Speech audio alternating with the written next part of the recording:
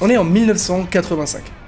Jim Carrey vient de déménager à Los Angeles pour concrétiser son rêve de devenir acteur, et il vit des moments particulièrement difficiles. Un soir vers 23h, il prend sa voiture et se rend comme à son habitude sur les collines d'Hollywood pour méditer et se vider l'esprit. Et là il va avoir une idée, il prend un chèque fictif sur lequel il inscrira son nom, la somme de 10 millions de dollars et la mention pour service d'acteur rendu.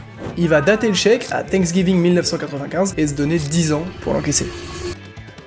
La suite appartient à l'histoire.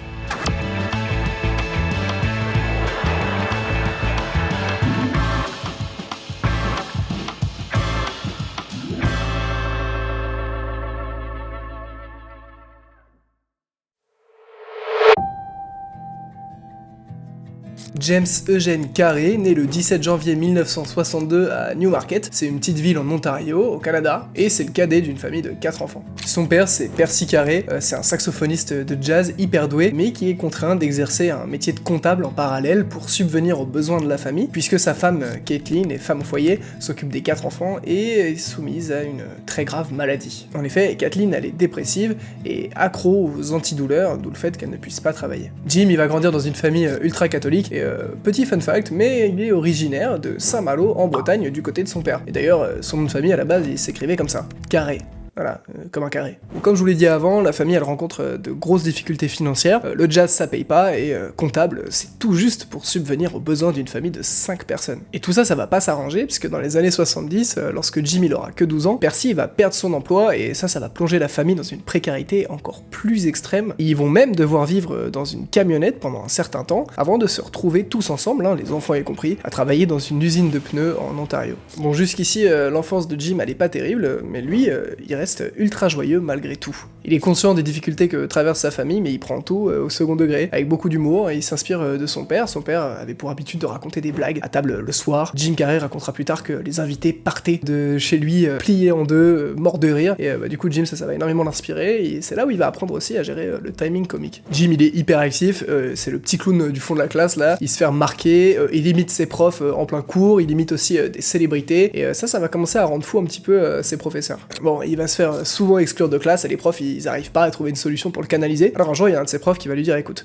tu restes calme pendant mon cours et je te laisse 5 minutes à la fin pour faire le pitre devant tes camarades. C'est pour vous dire à quel point il leur tapait sur le système, mais en parallèle il les faisait tous rigoler quoi. Jim il est fasciné par les expressions faciales, il passe des heures et des heures devant le miroir de sa salle de bain à travailler ses grimaces, il tord son visage un peu dans tous les sens. Il va aussi perfectionner ses imitations de Clint Eastwood ou de Jimmy Stewart qu'il maîtrisait apparemment à la perfection dès l'âge de 12 ans. Quand il rentre de l'école le soir, sa mère elle est clouée au lit, elle arrive pas à se lever, elle a pas la force, et Jim il va trouver une solution pour faire rigoler sa mère. Il rentre comme ça dans sa chambre, random, à des moments inappropriés, il est tout nu, il saute sur son lit et il imite la menthe religieuse. Bon, ça paraît un peu chelou comme ça, mais apparemment sa mère elle était tordue de rire, et ça lui permettait pendant l'espace de quelques minutes de penser à autre chose. Bon certes, Jim c'est un petit blagueur, mais ce qu'il aime par-dessus tout, c'est raconter des histoires et captiver une audience. À la maison, il est fasciné par les films et les spectacles d'acteurs comme Jimmy Lewis ou Dick Van Dyke, il regarde leurs prestations en boucle, il décortique tout et il essaye de les imiter. Dès 10 ans, il savait déjà qu'il voulait être comédien, il avait même écrit une lettre à l'actrice Carol Burnett qui avait une émission que Jim regardait souvent et il voulait participer à cette émission, donc dans sa lettre il lui demande l'autorisation. Bon, elle va le recaler, il aura jamais de réponse, mais ça montre qu'il était quand même très déterminé. Un soir de mars 77, Jim il a 15 ans et il va convaincre son père de l'emmener au UQX Club, c'est un comédie club hyper célèbre à Toronto, parce qu'ils organisent des scènes ouvertes. Son père accepte, il l'accompagne,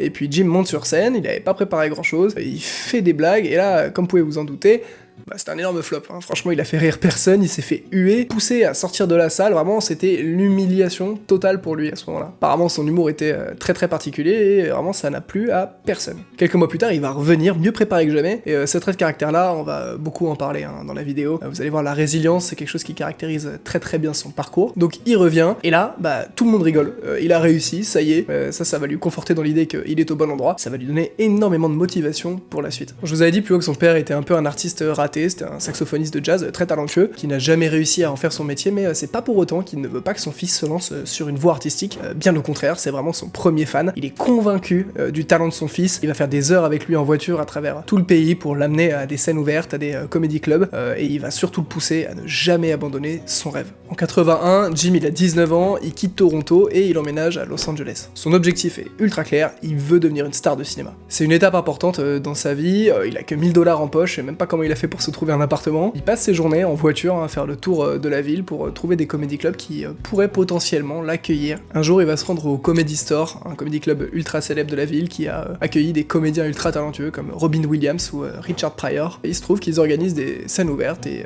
Jim Carrey est le bienvenu. Il va commencer à s'y produire une fois par semaine comme ça de temps en temps. Et d'ailleurs, c'est dans ce même comedy club qu'il va rencontrer sa première femme, Melissa Womer, qui exerçait un métier de barmaid. Voilà, ça fait plusieurs mois qu'il joue son spectacle, il l'a écrit, il est rodé. Dedans, il imite Clint Eastwood, Jack Nicholson, Elvis Presley. Ça fait rigoler, hein, franchement, mais Jim Carrey, c'est personne à Hollywood à ce moment-là. Il fait rigoler 30 personnes dans une toute petite salle et ça va pas plus loin que ça. Son humour, il est extrêmement particulier, hein, ça n'a rien à voir avec ce qui se faisait à l'époque. Là, tout est très dans le corps, c'est physique, c'est des grimaces, c'est un corps qui se tord, des expressions distordues, c'est vraiment un style très très particulier, ça plaît vraiment pas à tout le monde. Hein. Jim Carrey, c'est un peu un ovni hein, dans le monde du stand-up à ce moment-là. Mais un soir, dans la salle, il se trouve qu'il y a une légende du stand-up qui est là par hasard, Rodney Dangerfield, et il va tomber complètement sous le charme de Jim Carrey, tellement qu'il va décider d'aller le voir dans sa loge à la fin pour discuter avec lui. Rodney Dangerfield, c'est qui? C'est une légende du stand-up hein, qui a fait des tournées interplanétaires à l'époque. Il est très célèbre, mais malgré ça, il est quand même réputé pour être constamment à la recherche de jeunes comédiens en devenir, de jeunes talents. Et là, il va trouver la perle rare. Hein. Il voit en Jim Carrey une version plus jeune et plus excentrique de lui-même, mais surtout, il va voir un potentiel énorme. Franchement, il a eu l'œil, le frérot, là. Rodney va lui faire directement une proposition qu'on ne peut pas refuser, puisqu'il va lui proposer d'assurer la première partie de tous ses spectacles à travers l'Amérique. Et croyez-moi, une opportunité comme ça, c'est le rêve de tout comédien débutant. Moi, c'est Louis, j'ai 22 ans et je suis comédien, comme Jim Carrey, enfin presque. Comme lui, j'ai toujours rêvé de faire ce métier. Moi aussi, j'aimerais bien rencontrer un mentor, donc s'il y a des producteurs qui passent par là, mon numéro de téléphone c'est 06 86 63 21. Voilà. En attendant le casting qui va changer ma vie, je fais des vidéos YouTube sur le cinéma, et je crois que je commence de plus en plus à kiffer ça. Au début c'était expérimental, mais là mes 2 dernières vidéos elles ont fait un nombre de vues dont je n'osais même pas rêver, donc je suis trop content. Ça c'est grâce à vous, donc je vous remercie 1000 fois pour votre soutien et vos commentaires. Donc c'est officiellement mon vrai début sur YouTube, là voilà ça y est, je vais me consacrer à 100%, je vais envoyer 2, 3, 4 vidéos par mois. J'ai vraiment pour but de faire de cette chaîne une chaîne référence dans le milieu du cinéma. J'essaie de faire les vidéos que j'aurais aimé voir moi sur la plateforme, et du coup j'espère que ça vous plaît. J'ai des idées de fou furieux pour des vidéos qui vont arriver, donc n'hésitez pas à vous abonner, à liker celle-ci pour me montrer qu'elle vous a plu et à la commenter parce que ça fait toujours plaisir. Du coup Jim, logiquement il va suivre Rodney à travers tout le pays et puis il va commencer à faire des rencontres, il va rencontrer des producteurs, des agents artistiques et puis son nom va commencer à faire parler de plus en plus. Rodney ça va être un vrai mentor sur Jim, hein. Il va l'aider à l'écriture de son spectacle, il va lui conseiller, donc lui donner plein de techniques pour gérer la pression, gérer le stress sur scène et surtout améliorer sa prestance, son jeu et ses timings comiques. La tournée elle va tellement lui offrir en visibilité qu'elle va marquer le début de Jim Carrey à la télévision. En 1983, il va jouer dans le téléfilm Copper Mountain, c'est un téléfilm canadien qui suit un flic lors de ses aventures dans une station de ski, et bon voilà, ça fera pas beaucoup parler, mais c'est un début. En 83, il va jouer dans All in Good Taste, une comédie dans laquelle il aura un rôle secondaire, et en 84, il aura un rôle dans Finders Keepers, bon encore une fois, un rôle secondaire, et là il sera effacé derrière toute une panoplie d'acteurs beaucoup plus connus que lui. Et 84, c'est aussi l'année qui va marquer son premier rôle principal dans une série télévisée, The Duck Factory. Il incarne un jeune dessinateur qui rejoint une boîte de production de dessin animé low cost, et Jim il est trop content, ça y est, c'est le début pour lui, il se voit déjà devenir une star planétaire, premier rôle dans une série télévisée canadienne, c'est trop bien. Mais malheureusement, la série ne va pas trouver son audience, et elle va s'arrêter à la première saison seulement. Bon clairement, Jim il est au fond du trou, ça fait déjà 4 ans qu'il attend son premier rôle, il l'a eu, et ça n'a pas marché, vraiment, il a même fait venir sa famille du Canada à Los Angeles pour ça, et puis en fait ils sont contraints de repartir parce qu'il peut pas assurer leurs frais sur place, ils pensaient que la série allait perdurer et que le salaire aussi, mais pas du tout au final. Voilà, c'est vraiment la première grande désillusion de Jim Carrey, et puis du coup il va retourner faire ce qu'il sait faire de mieux, du stand-up. Retour au Comedy Store où il va continuer d'expérimenter des spectacles, des sketchs, des personnages plus loufoques les uns que les autres, ces imitations, hein, il y a des images d'ailleurs qui sont très connues aujourd'hui et qui sont mythiques, et petit à petit il va commencer à se créer une petite fanbase, hein, voilà, il y a des gens qui viennent le voir lui régulièrement, c'est un petit nom dans la scène stand-up à Los Angeles. Le Comedy Store c'est sa deuxième maison, et lui ce qu'il aimerait c'est le cinéma, hein, donc encore une fois ça toque pas à sa porte, et il va rencontrer sa première vraie phase de dépression. Il a déjà connu la galère avant avant, mais là la petite différence c'est que il est tout seul.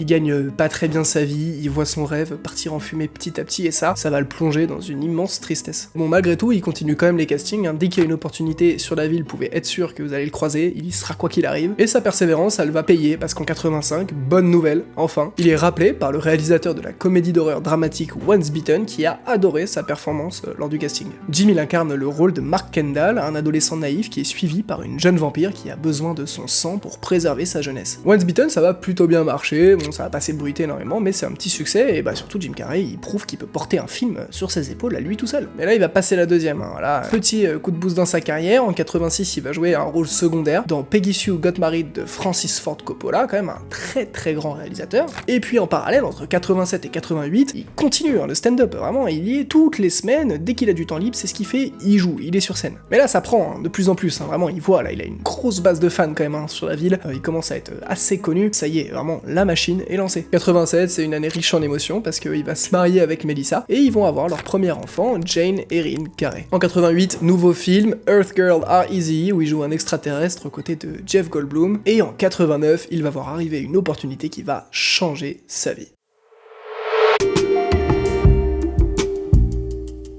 Jim est sélectionné par Keenen Ivory Wayans, un acteur et réalisateur américain qui a adoré le comédien sur scène, pour son émission In Living Color. Le principe de l'émission est simple, c'est un mélange de sketch, de satire sociale et de performance musicale, et Jim, c'est le seul comédien blanc de toute la troupe puisqu'il joue qu'avec des Afro-Américains. Un autre petit fun fact, c'est aussi la série télévisée qui va propulser Jamie Foxx. Ouais, on les assimile pas vraiment tous les deux, mais oui, pourtant ils ont bien partagé l'affiche pendant 2 ans à la télé. Le show, il veut briser les tabous sociaux, c'est un peu une réponse à ce qui était SNL à l'époque, et il adopte une approche très provocante. La série, elle sera diffusée entre 90 et 94 sur la Fox, et Jim, il va littéralement briller en interprétant toute une panoplie de personnages plus chelous les uns que les autres, notamment Fire Marshal Bill Burns, un pompier défiguré et maladroit constamment au bord de la catastrophe, qui donne des conseils de sécurité à 2 balles et qui finit toujours par créer des explosions. Vraiment, le personnage est aussi terrifiant qu'il la rend. Dans la série, on ne voit et on ne retient que lui. Ça va devenir la personnalité la plus appréciée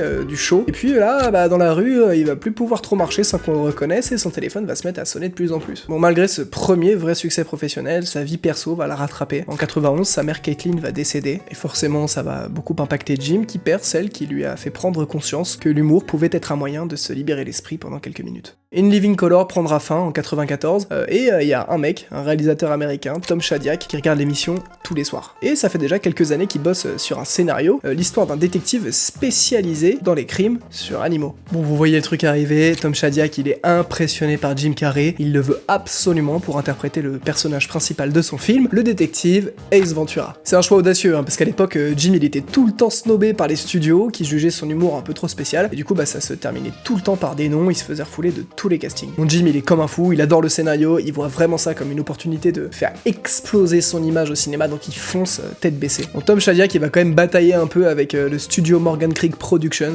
pour faire accepter Jim. Au final, ça va passer, et il va même dégoter quand même la somme de 350 000 $ pour son comédien principal, donc tout est bien qui finit bien dans cette histoire. Le tournage débute en 93 en Floride, et Jim, il est d'une énergie débordante. Il s'applique à 200%, il est ingérable sur le tournage. Il va s'inspirer de comédiens comme Jerry Lewis et même de dessins animés comme Daffy Duck, Bugs Bunny, et il improvise constamment, il modifie toutes ses répliques, et en vrai je le comprends, c'est vraiment l'opportunité qu'il a attendue toute sa vie, donc il a absolument pas envie de canaliser sa créativité, au contraire, il la met à 100% à profit du film. C'est même lui qui va trouver le style du personnage avec sa chemise hawaïenne, sa coupe de cheveux de fou là, vraiment il va tout imaginer de A à Z, et forcément son attitude elle va créer beaucoup de tension sur le plateau. Disons que l'équipe de prod ils étaient tous un peu sceptiques de l'humour de Jim, ils lui faisaient pas trop confiance et ils trouvaient que c'était un peu trop lourd, ils pensaient que ça allait faire rire absolument personne. Le réalisateur lui il croit en son comédien, il croit en son film, même si c'est vrai que c'est pas facile à gérer d'avoir une boule d'énergie comme ça sur un plateau de tournage. Le film sort le 4 février 94 avec peu d'attente de la part des studios et surtout la projection test ça avait été un gros flop, ça avait pas marché du tout. Mais contre toute attente, semaine après semaine, Ace Ventura devient un succès au box-office mondial, rapportant plus de 107 millions de $ pour un budget de seulement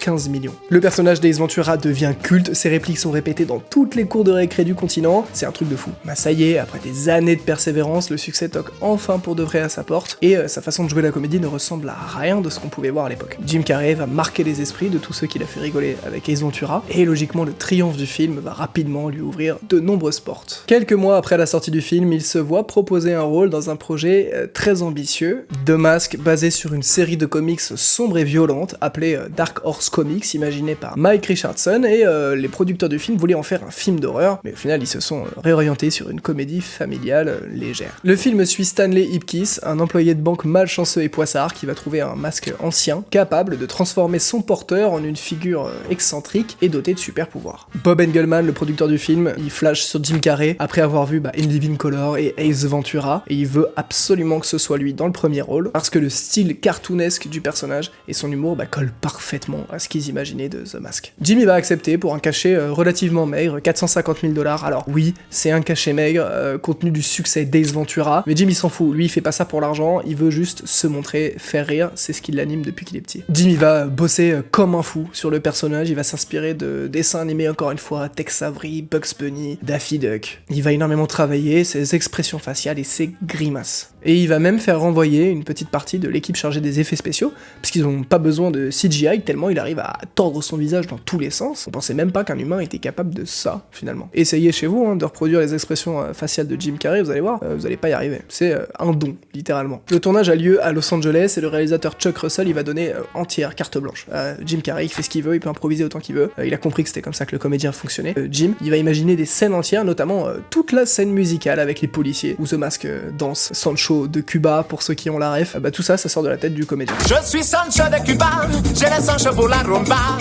Le film, il va parallèlement marquer les débuts au cinéma de Cameron Diaz. Je pense que j'ai jamais été aussi amoureux d'une femme dans un film. Le tournage, il va être assez rapide. Le film, il sortira au milieu de l'été, le 29 juillet 94, seulement 5 mois après Ace Ventura. Et une fois encore, le succès est colossal. The Mask, c'est 23 millions de dollars de budget et, accrochez-vous bien, 351 millions de dollars au box-office mondial.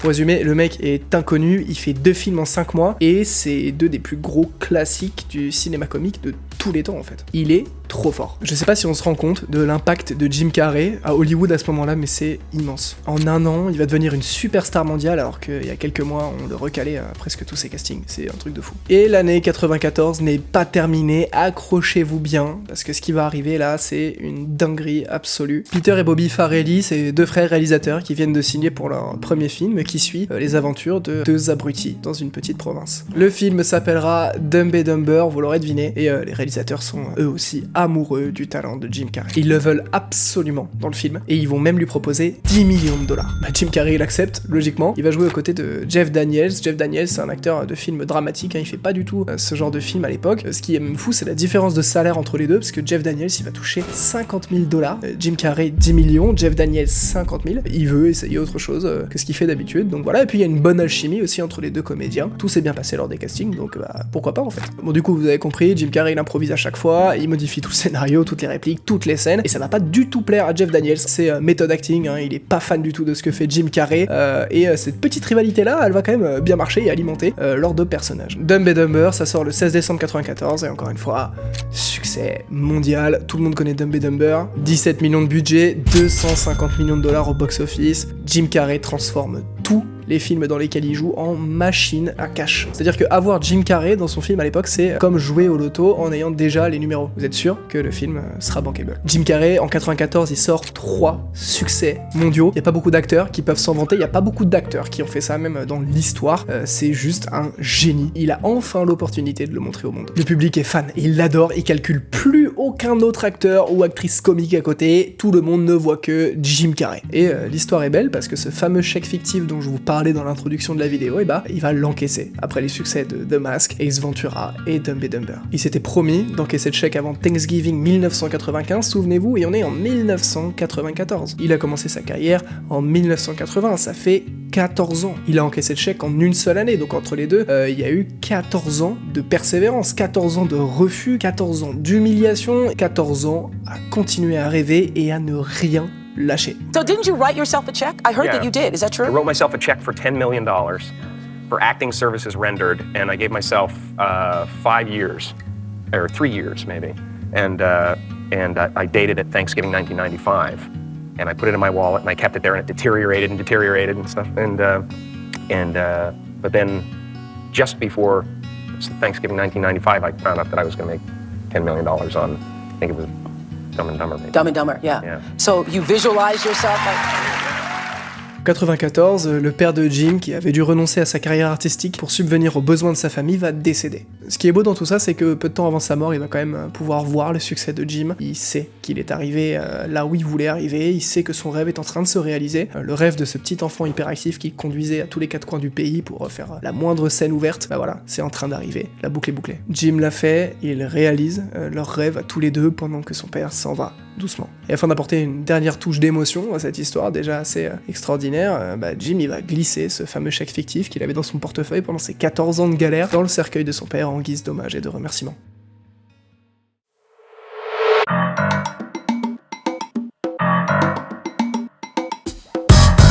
Bon ça y est, 95 là, sa carrière allait en route, Jim il va enchaîner le boulot. En 95, il va jouer dans le très mauvais Batman Forever de Joel Schumacher, aux côtés d'acteurs comme Tommy Lee Jones, Renée Zellweger, Val Kilmer ou encore Nicole Kidman. Le film sera encore une fois un succès énorme au box-office, même si personnellement c'est vraiment un des plus mauvais films de super-héros que j'ai jamais pu voir. Si l'envie vous vient, vraiment fuyez, allez regarder autre chose. Regardez les films de, je sais pas, Eric et Ramsey, mais non, ne regardez pas Batman Forever. 95, c'est aussi l'année du deuxième Ace Ventura, When Nature Calls. Cette fois-ci le détective part en Afrique pour une affaire autour d'une chauve-souris sacrée. Voilà, le film est toujours un très gros succès, très marrant. Voilà, regardez Ace Ventura, si vous l'avez pas vu, regardez les deux, surtout le premier. Mais encore une fois, succès professionnel, déception personnelle, parce qu'en 95, c'est l'année de son divorce avec sa femme Melissa. Bon, Melissa, elle l'accuse d'avoir une relation extra-conjugale avec l'actrice Lauren Holly, qu'il a rencontrée sur le tournage de Dumb and Dumber. Elle avait vu juste parce qu'en 96, il va se marier avec cette fameuse Lauren. Pas très classe, ça, Jim. En 96, il va jouer dans un film beaucoup plus sérieux, The Cable Guy, de Ben Stiller, où il joue un installateur de câbles perturbé qui va développer une obsession avec un de ses clients. Il va recevoir 20 millions de dollars de salaire pour le film, c'est le premier acteur de l'histoire à avoir été payé autant pour un film, et le film sera un flop, il ne va rapporter que 100 millions de dollars. Bon, peut-être que la critique était un peu plus dure parce qu'il digérait un peu mal le fait de voir un millionnaire faire des blagues à l'écran. Bon, 100 millions de dollars c'est quand même un bon score, mais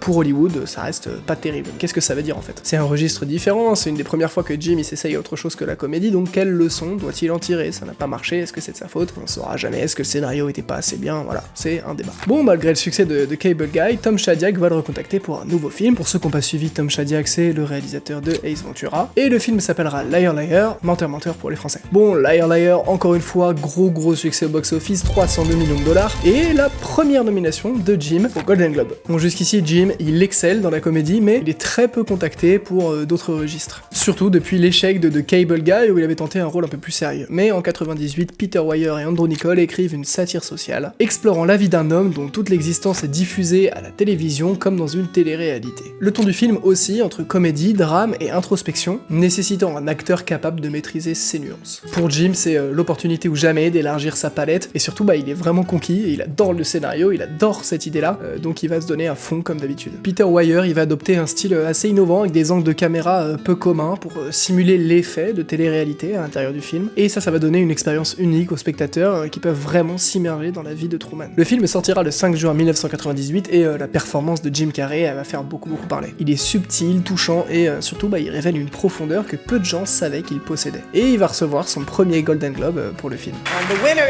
is Jim Carrey.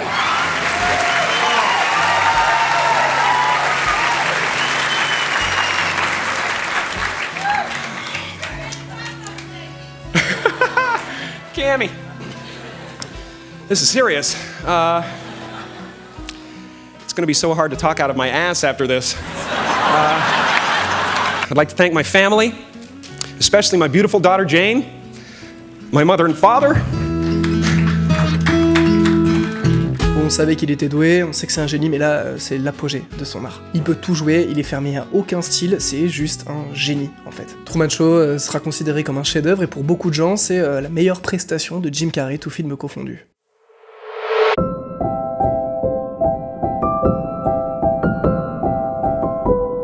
Bon, vous l'aurez compris, mais Jim, c'est un bosseur, il charbonne, il s'arrête pas du tout. Et je le comprends, mettez-vous à sa place, il a attendu ça toute sa vie, et là, il touche du bout des doigts son rêve, c'est en train d'arriver, ça se produit, c'est maintenant pour lui, il doit tout donner. Et petit à petit, il va devenir une vraie star, il peut pas faire un pas dans la rue sans que les gens l'arrêtent. Et tout ça, je rappelle, en seulement 4 ans de succès au cinéma, c'est pas beaucoup. On est en 99 et on entre dans une nouvelle phase de sa carrière. Il va pas mal se diversifier, il va alterner entre des comédies, des drames, des projets expérimentaux. Mais derrière cette American Dream, là, cette vie parfaite, on va rapidement découvrir que tout n'est pas si rose en fait. En 99, il va incarner le comédien Andy Kaufman, connu pour ses performances provocantes et ses blagues absurdes. Et pendant le tournage, Jim il va rester constamment dans le personnage. Et ça, Milos Forman, le réalisateur, ça va le rendre fou. Il va rendre fou tout le monde en fait. Ça va être un tournage extrêmement compliqué. Jim, là, ça y est, il a fait une obsession avec Andy Kaufman. Il ne vit que dans la peau du comédien. Il mange Andy Kaufman, il dort Andy Kaufman. Voilà, méthode acting, mais Jim Carrey là, il a pété un plomb en fait. Et le pire, c'est que le film dans sa globalité sera pas très apprécié, mais pour tous ses efforts et encore une fois son excellent jeu d'acteur, Jim va recevoir un second Golden Globe. Et oui. And the winner is Jim Carrey, man. Another one. Second year in a row. What's going on here, man? I'd like to thank my family. I'd like to thank everybody I work with. Jane, hi. This is wonderful. It really is. And I really don't... I wasn't expecting it, so I didn't write anything. Thank you very much. I appreciate it. All right.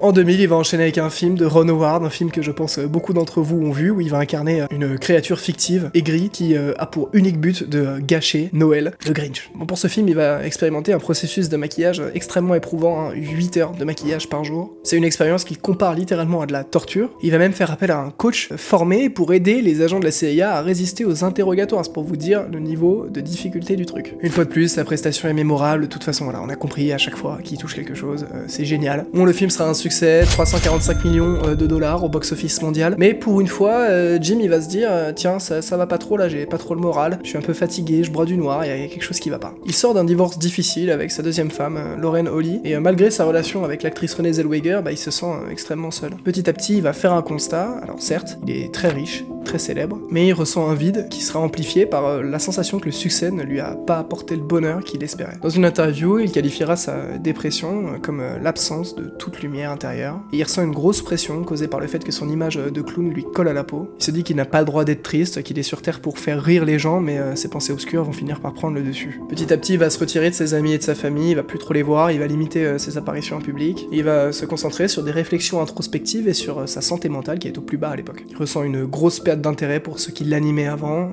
son métier d'acteur. Il en a plus rien à faire en fait. Il lutte pour trouver l'énergie de poursuivre de nouveaux projets, il est épuisé par les attentes de son public et même par son propre perfectionnisme. Bref, tous les symptômes d'une dépression sévère. C'est aussi à ce moment-là qu'il va prendre des antidépresseurs, mais il va pas aimer, il va vite arrêter, et il va se tourner vers des pratiques spirituelles comme la méditation et la philosophie orientale, notamment le bouddhisme, qui occupe une place très importante dans sa vie depuis ce moment-là. En 2001 et 2002, la demande elle a jamais été aussi forte pour lui, mais il va accepter très peu de projets. Il veut vraiment se concentrer sur lui-même et revenir plus fort qu'avant. En 2003, ça va un peu mieux. En plus, son pote Tom Shadyac, avec qui il a déjà tourné sur plusieurs films, le rappelle. Il a une nouvelle idée de film, Bruce Tout-Puissant. Si ça vous parle pas, c'est entre autres le film où Morgan Freeman joue Dieu. C'est un rôle léger qui fera du bien à Jim. Un film comme ça, une petite comédie qui passera inaperçue. 500 millions de dollars au box-office mondial, une des comédies les plus rentables de l'histoire. Il est reparti. En 2004, il va jouer étonnamment dans un des films les plus tristes de sa carrière, réalisé par le français Michel Gondry, Eternal Sunshine of the Spotless Mind. Et là, Jim Carrey va livrer une performance, encore une fois, magistrale. Il est trop fort. C'est tout simplement le film où il va le plus loin, le plus profondément dans ses émotions. On sent que la période qu'il a traversée l'a nourri et il le retranscrit extrêmement bien à l'écran.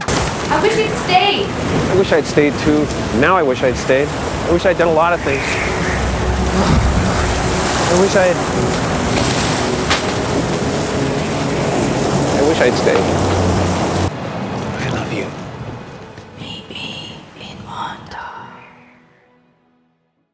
Le film sera reçu comme un chef-d'œuvre partout dans le monde, vraiment ça marche hyper bien, mais voilà, il sera snobé par les Oscars et franchement il aura un peu le seum, il aurait bien aimé aller taper son petit Oscar quand même. En 2005, il va jouer dans un film qui s'appelle Fun with Dick and Jane, 207 millions de dollars au box-office, voilà, ça marche, de toute façon on a compris la recette, c'est bon. Alors je sais que je mentionne toujours les scores au box-office, je suis pas obsédé par l'argent, non, c'est juste pour qu'on comprenne à quel point le mec est fort en fait. Jim Carrey, à lui tout seul, c'est plus de 2 milliards de dollars rapportés à Hollywood. 2 milliards. En 2007, il va jouer dans le film Le Nombre 23 de Joel Schumacher. Bon là, le film sera mal reçu, scénario trop alambiqué, les gens ont pas trop kiffé. Je sais pas si vous l'avez vu, dites-moi vos avis en commentaire sur le film, moi je l'ai pas vu personnellement. Et en 2008, il va enchaîner avec un film qui a un message que je trouve trop cool et qui reflète aussi très très bien la vie du comédien, Yes Man. En 2009, il collabore avec Robert Zemeckis dans le film A Christmas Carol, dans lequel il va jouer plusieurs personnages, notamment Scrooge, le vieux là qui fait trop peur. Moi quand j'étais petit, il m'a terrorisé ce mec. En 2010, il joue avec Evan McGregor dans I Love You Philip Morris. En 2011, Mr. Popper's Penguin, où il joue un homme d'affaires qui va hériter de toute une armée de pingouins, c'est un film sympathique. Et en 2013, il va jouer dans le second volet de la saga Kick-Ass. Mais Jim, il va pas vouloir faire la promo parce qu'il va juger que le film est beaucoup trop violent, surtout après la fusillade de Sandy Hook en 2012. Donc là, voilà, extinction des feux, il en parle même pas. Bon là, il va commencer à partir de 2013 à relimiter toutes ses apparitions publiques, il va se concentrer sur une de ses très très grandes passions, la peinture. Il peint presque tous les jours, ça lui libère l'esprit. Et puis en 2015, il va subir un choc émotionnel très important, sa compagne, Catriona White, va se suicider à l'âge de 30 ans. Bon là, c'est une période de deuil forcément, de réflexion profonde. Il est impliqué dans des poursuites judiciaires intentées par la famille de Catriona White, qui l'accuse de négligence et de complicité. C'est des accusations qui seront hyper médiatisées, qui vont encore plus affecter sa santé mentale, surtout qu'en plus il sera écarté de tout soupçon par la police, donc voilà, il a quand même vachement morflé avec cette histoire-là. Entre 2015 et 2017, on n'a pas trop de nouvelles de lui, on le voit avec une énorme barbe, il a l'air un peu fatigué, on sait pas trop ce qui se passe. Mais il va sortir un documentaire quand même en 2017 qui s'appelle I Needed Color, où il parle de sa vie très introspectivement et de sa passion pour la peinture et de comment la peinture l'a aidé à surmonter des épreuves difficiles dans sa vie. Et peu de temps après sortira un documentaire Netflix sur justement la transformation de Jim Carrey dans Man on the Moon, où il a interprété Andy Kaufman. Cette pause, elle lui fait du bien, voilà, il prend son temps, il va revenir dans une série en 2018, série réalisée par Michel Gondry qui s'appelle Kidding, voilà, Jim il joue Jeff Pickles, un présentateur d'émissions pour enfants qui lutte avec des traumatismes personnels, tout en essayant de préserver son image publique. Encore une fois, une thématique qui va rappeler la vie de l'acteur. Une série qui va avoir un gros succès, qui va le repropulser sur le devant de la scène. En 2020, il va jouer dans le film tiré du jeu vidéo Sonic, il va jouer le docteur Robotnik. Sonic aura un très gros succès commercial, 319 millions de dollars. Ça prouve que le nom de Jim Carrey fait encore beaucoup vendre. Plus il s'écarte du cinéma, plus on l'attend quand il revient. Et depuis 2020, il a fait que ça, voilà, il a fait que les films Sonic 1, 2, 3. Bon, moi j'y suis pas allé, je les ai pas vus, je m'en fiche un peu, voilà, encore une fois. Dites-moi vos avis en commentaire sur les films si vous les avez vus, ça m'intéresse. Je les ai pas vus, voilà, on sent que c'est des choix qu'il fait pour assurer la retraite, là pour le coup, c'est, je pense qu'on retrouvera jamais le Jim Carrey d'avant. Mais bon, il a donné quand même, il nous a donné de la matière, on peut pas lui en vouloir.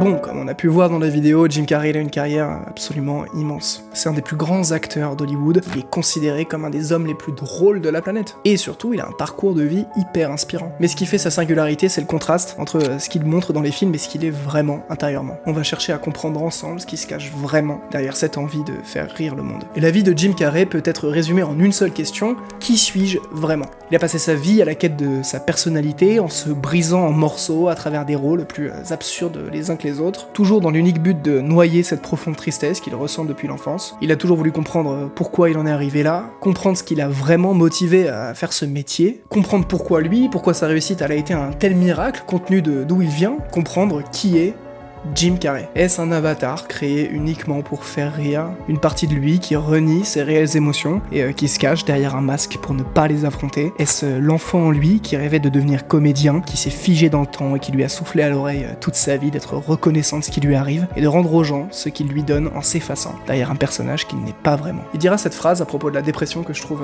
très intéressante. La dépression, c'est ton avatar qui te dit qu'il est fatigué de jouer le rôle que tu essayes de lui imposer. Il a inspiré énormément de personnes à travers le monde. C'est une figure immense du développement personnel, sa spiritualité et l'importance qu'il consacre à la visualisation font de lui une figure de réussite sociale. Jim Carrey s'est beaucoup exprimé à propos de sa vie et de ses combats intérieurs, et je pense que le plus pertinent, c'est de l'écouter nous raconter.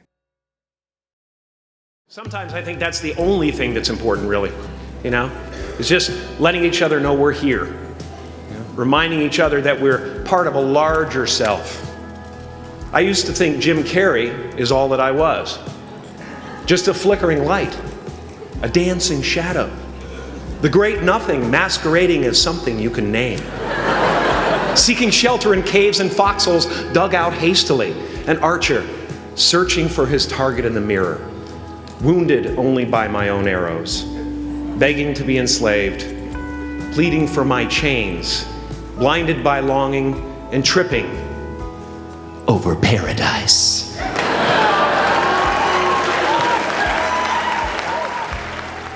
You didn't think I could be serious, did you? I used to believe that who I was ended at the edge of my skin, that I had been given this little vehicle called a body from which to experience creation. Then I learned that everything outside the vehicle was part of me too. And now I drive a convertible. You are the vanguard of knowledge and consciousness, a new wave in a vast ocean of possibilities. On the other side of that door, there's a world starving for new ideas, new leadership. I've been out there for 30 years. It can be rough out there, but that's okay. Now, fear is going to be a player in your life, but you get to decide how much. You can spend your whole life imagining ghosts, worrying about the pathway to the future, but all there will ever be is what's happening here, and the decisions we make in this moment, which are based in either love or fear. So many of us choose our path out of fear disguised as practicality. What we really want seems impossibly out of reach and ridiculous to expect, so we never dare to ask the universe for it. I'm saying, I'm the proof that you can ask the universe for it. Please. My father could have been a great comedian, but he didn't believe that that was possible for him. And so he made a conservative choice. Instead, he got a safe job as an accountant. And when I was 12 years old, he was let go from that safe job. And our family had to do whatever we could to survive. I learned many great lessons from my father, not the least of which was that you can fail at what you don't want. So you might as well take a chance on doing what you love.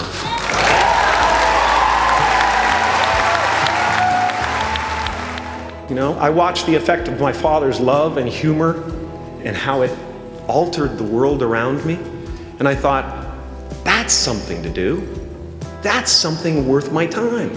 And he treated my talent as if it was his second chance. When I was about 28, after a decade as a professional comedian, I realized one night in LA that the purpose of my life had always been to free people from concern, just like my dad.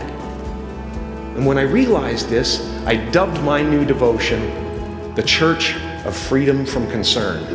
I can tell you from experience, the effect you have on others is the most valuable currency there is. My choosing to free people from concern got me to the top of a mountain. Look where I am. Look what I get to do. Everywhere I go. I'm going to get emotional because when I tap into this, it really is extraordinary to me. I did something that made people present their best selves to me wherever I go. I am at the top of the mountain, and I was, and the only one I hadn't freed was myself, and that's when my search for identity deepened. I wondered who I'd be without my fame. Who would I be if I said things that people didn't want to hear? You can join the game, fight the wars, play with form all you want, but to find real peace, you have to let the armor go. Your need for acceptance can make you invisible in this world.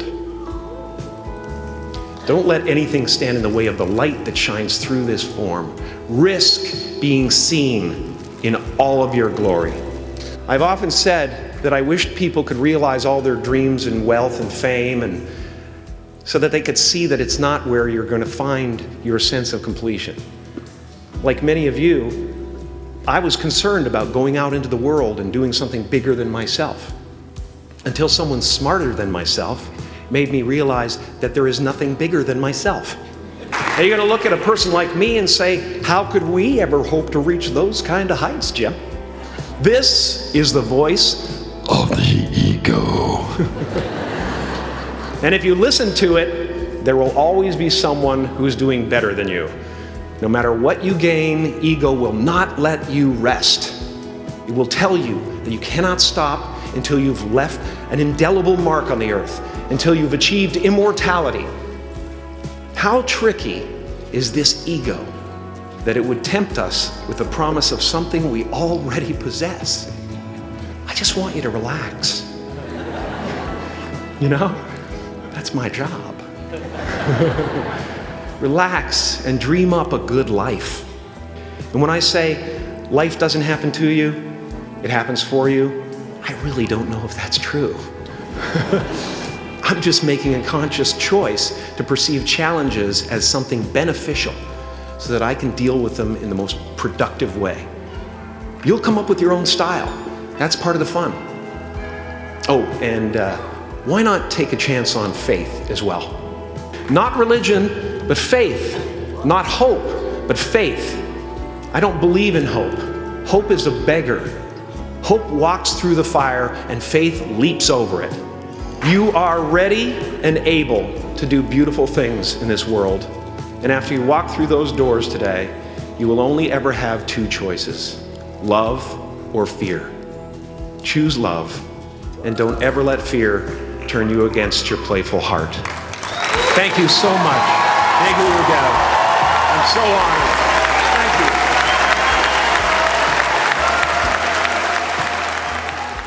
Bon voilà, j'adore Jim Carrey, tout le monde adore Jim Carrey. J'ai fait cette vidéo sur lui parce que c'est une énorme source d'inspiration pour tous les comédiens, et aussi un peu parce que c'est le comédien préféré de ma copine et je la comprends. Marquer des générations entières, faire rire le monde, jouer des personnages aussi intéressants que celui qu'il a pu jouer lui, c'est le rêve de tous ceux qui veulent être acteurs, mais Jim Carrey reste quand même la preuve que la gloire et la célébrité ne t'apportent pas forcément le bonheur et la tranquillité. J'espère que la vidéo vous aura plu, encore une fois n'hésitez pas à me dire ce que vous en avez pensé en commentaire, et surtout proposez-moi des sujets de vidéos, des actrices, des acteurs, des films dont vous voulez avoir l'histoire racontée. C'est un plaisir pour moi de vous lire, donc faites-moi des suggestions, je lis tous mes commentaires. Si vous aimez ma chaîne, likez cette vidéo, abonnez-vous et allez faire un tour sur mes anciennes vidéos, je pense que vous allez pouvoir trouver votre bonheur. C'était Louis, merci beaucoup pour votre temps.